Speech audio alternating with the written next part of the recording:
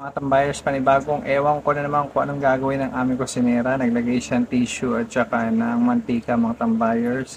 Sinindihan niya mga tambayers yung tissue. Ayaw naman kayong trip nito mga tambayers. Nilagay niya ang kawali, ng kaldero. Ako rin namamali ng mga tambayers. So yun yung imbudo na naman malaki. Sinala niya yung tubig. Kumukulo na yung tubig mga tambayers. Tapos pinatay niya yung apoy gamit ang strainer mga tambayers. Pwede naman patayin yung apoy nang walang ganon. Tapos yun naman yung ice molder niya mga tambayers. Okay. Inilagay niya naman sa bowl mga tambayers. Tapos yung tubig, sinhala niya pa din ng strainer. Tapos, okay, sige, pagpatuloy mo. O, yan yung malaking budo niya. Okay, okay, sige. Nilagay yung tubig sa plastic mga tambayers. Ano naman kayang trip nito mga tambayers? Kaiba na naman to. Parang hindi siya magluluto mga tambayers ha. May iba na naman siya. Tapos, nilagay niya sa electric pan mga tambayers. Gubilang ng tatlo. O, tapos, malamig na raw. Inilagay sa rep. Okay mga tambayers. Sige. Pagbigyan natin ng hilig nito. Tapos lumabas siya. Bumili siya ng ano yun, nasa plastic na yan. Na kulay itim na yan. Ano naman kayang gagawin nito mga tambayers? Lumabas pa ha. Tapos, parang naghahasik pa ng kakaibang lagim tong mga tambayos yung aming kusinera. O, yellow binili. Tapos, pinagadgad gamit ang malaking imbudo.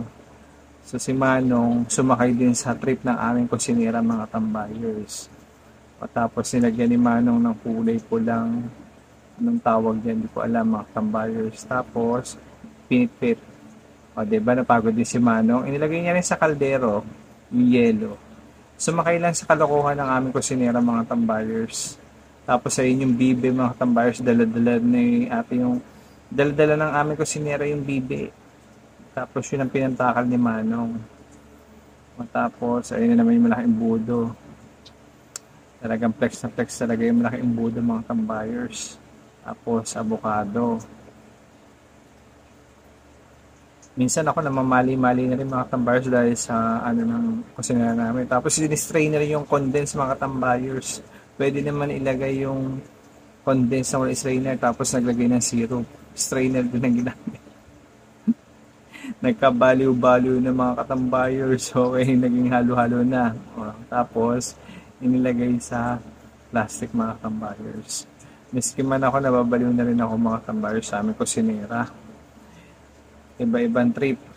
Miski ako nagkakamali-mali, nagkakalito-lito na rin ako mga tambayers sa aming kusinera. Tapos ayan, nakauwi na siya sa bahay nila. Tapos, sinalin yung halo-halo. Okay. Pagkasalo, okay na.